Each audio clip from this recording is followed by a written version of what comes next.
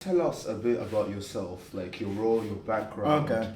So my name is Patrick, as you know. I'm originally from Mexico. So I'm Mexican Irish, actually. Born and raised in Mexico. I've been in London for 12 years now. And I've been working in the creative industry since I was 15. So even back in Mexico, I used to host a series of parties with a collective that then got me somehow when I was in my BA, I got a job with an art director called Novodando, and from there I've just been doing big projects and some award-winning projects as well. What does creativity mean to you personally? So creativity for me is a conversation between culture, history, and the possibilities of what is done.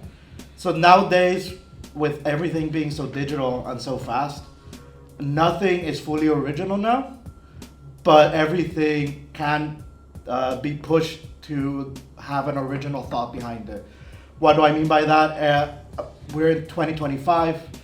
Everything that you can think of has been done or has been talked about having being done, but it's just how you push it to your own agenda or your own vision is what makes it unique. Yeah, definitely. I think we're definitely lacking in originality. It seems that everybody's copying each other, and obviously it is hard. But I feel like me personally, I it's always good to put your spin into it rather than just ripping off Yeah. someone else's idea with no input. So how do you like? Is there anything from hobbies to even your career that helps you stay creative? So, some of my hobbies include, well, I do teach in the games department here at UEL, so I am an avid gamer. I am a PC gamer and board game. I mean, I have a Dungeons and Dragons session on Saturday. But then yesterday or Sunday, I was also painting. So I like painting quite a lot. Yes, I'm very digital, but I just like on my free time get off the PC and just try to paint. It just helps me relax and it detox me from like the screen. I don't even this is funny, but I'm such a boomer. I don't even have a TikTok. Oh yeah. I have Instagram, but I don't even have a TikTok nowadays. But a lot of people just love TikTok, and it's become such a big thing, and it works for a lot of people. But for me, it just doesn't work. So that's one of my hobbies. It's just like going back to analog stuff and painting. Yeah. I also don't have TikTok as well. I think It's a bit too much. too much. Yeah, Yeah. way too much. Yeah.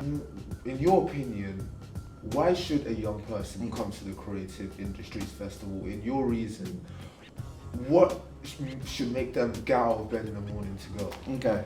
So being creative has always been difficult, and then I mean in the last 10 years it's just gotten even more hard and difficult just because of the social medias and how much more it is. It's much more important to have a digital version of yourself where you publish a lot. So yeah, it's quite hard, but one of the reasons you need to come to these types of events, which I didn't do when I was younger and I've realized in the later years, is because of network. You need to start networking quite early on, just because you may have the best portfolio. You may be the next Da Vinci, but if you don't know people and people don't know you, it's harder to get a job. So networking in these types of events, or for example, I tend to take our students to AGX and Comic Con now. It just happens. You get to this room where there's a lot of people that are in a similar position to you, or people that have been in a similar position to you, but already have the job that you want. Meeting them and talking to them one to one is the best way to introduce yourself. I would also recommend people to try to start using LinkedIn a bit more.